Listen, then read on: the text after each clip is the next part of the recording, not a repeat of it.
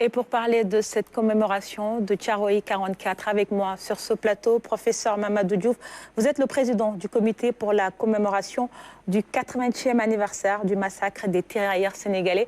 Merci d'avoir accepté notre invitation. Merci pour votre invitation. Alors nous sommes à 3 jours de l'événement. Où en êtes-vous dans les préparatifs? Pour les préparatifs, si vous voulez, on a atteint aujourd'hui un point de non-retour avec la répétition. Et cette répétition est le produit du travail qu'on a effectué depuis, en fait, la mise en place du comité par le Premier ministre le 6 août.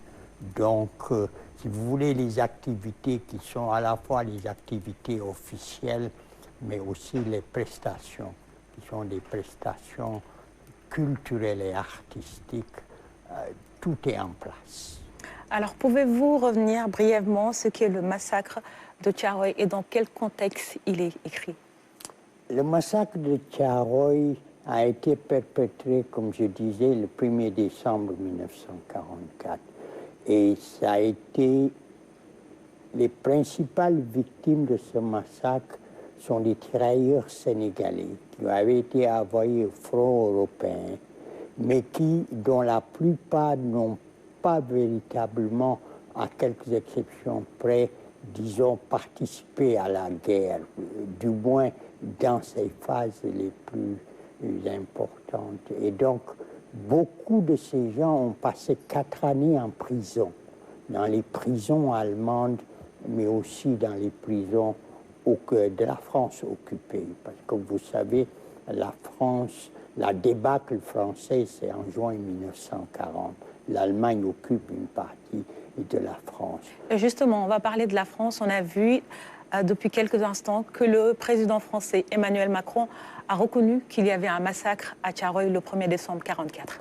Je pense que c'est ça qui démontre que la pression sénégalaise a des effets.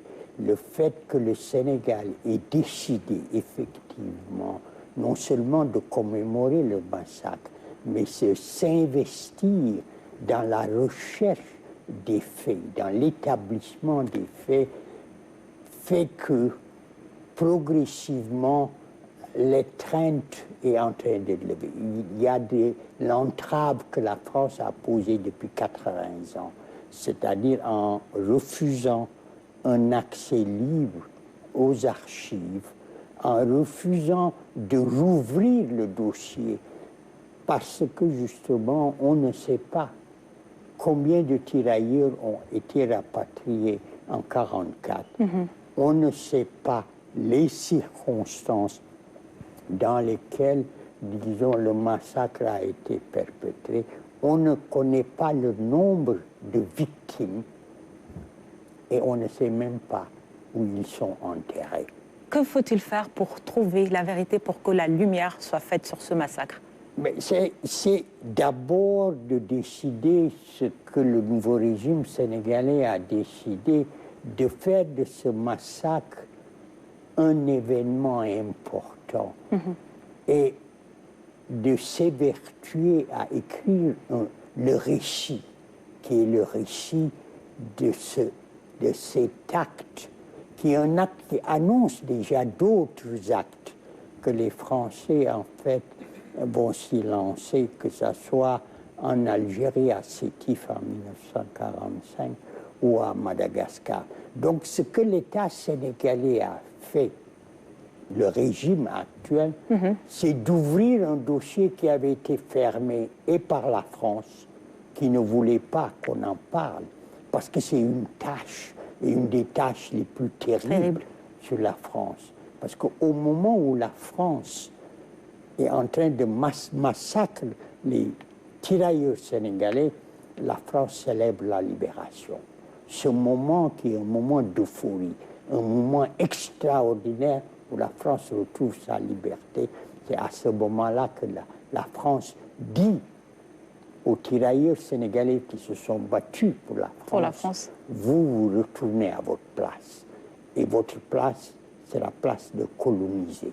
Et la place du colonisé, c'est d'être un subalterne et d'accepter tout ce qu'on lui met sur la tête, parce qu'il n'a non seulement pas de responsabilité, Oui. mais il n'a pas de droit.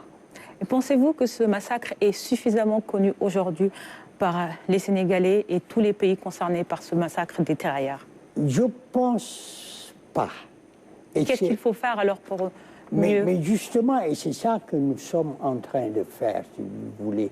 La mission qui nous avait été confiée est d'abord une mission de célébration du 1er décembre. Et ça fait 80 ans.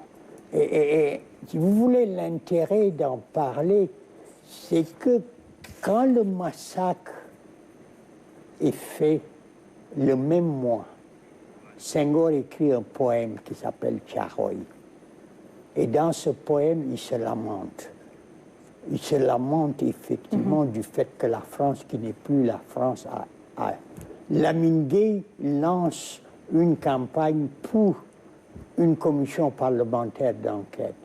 Et qu'est-ce qu'il faut faire justement, des mesures, selon vous, qui doivent être prises pour honorer la mémoire des victimes et réparer cette injustice historique? Oui, mais c'est pour ça qu'il faut expliquer pourquoi les Sénégalais, les régimes sénégalais n'ont pas investi dans ce travail et la célébration, parce que les Français ne voulaient pas.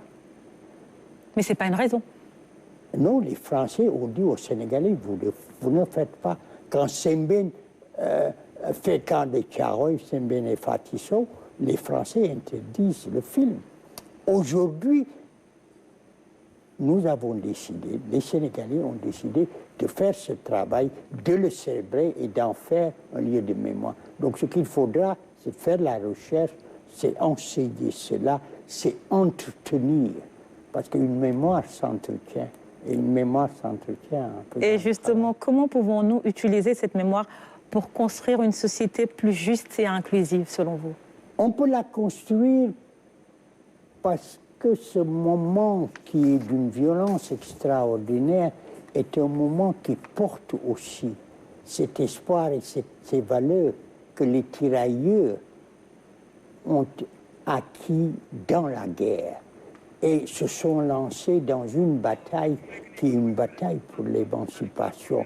C'est à la fois l'extraordinaire, disons, intervention, mais aussi l'espoir. C'est pour ça que, par exemple, nous allons montrer Aube africaine, qui est un poème de Keita Fodeba, et qui annonce justement cette aube, cette Afrique éternelle qui va revenir. Et pouvez-vous revenir sur le programme et qu'est-ce qui va se passer le 1er décembre pour cette commémoration? Le 1er décembre, il va y avoir un dépôt de gerbes de fleurs au cimetière, en présence du chef d'État et de ses invités. Du cimetière, nous allons nous déplacer vers le camp de Thiaroye. Et si vous voulez, au camp de Thiaroye, on aura les discours, on aura aussi des prestations, dont la prestation de Awadi, mais aussi, en fait, les récitals de poèmes des élèves qui ont gagné le concours. Et à la suite de cela, en fait, dans la soirée, il y aura le ballet poème de Keita Fodeba, adapté et mis en scène par Mamadou Seyba Traoré. Donc, si vous voulez, mais à la suite, si vous voulez, à partir du 2 décembre jusqu'en avril, le travail de recherche va continuer et nous allons organiser des panels. Très bien. Nous allons aussi organiser des conférences.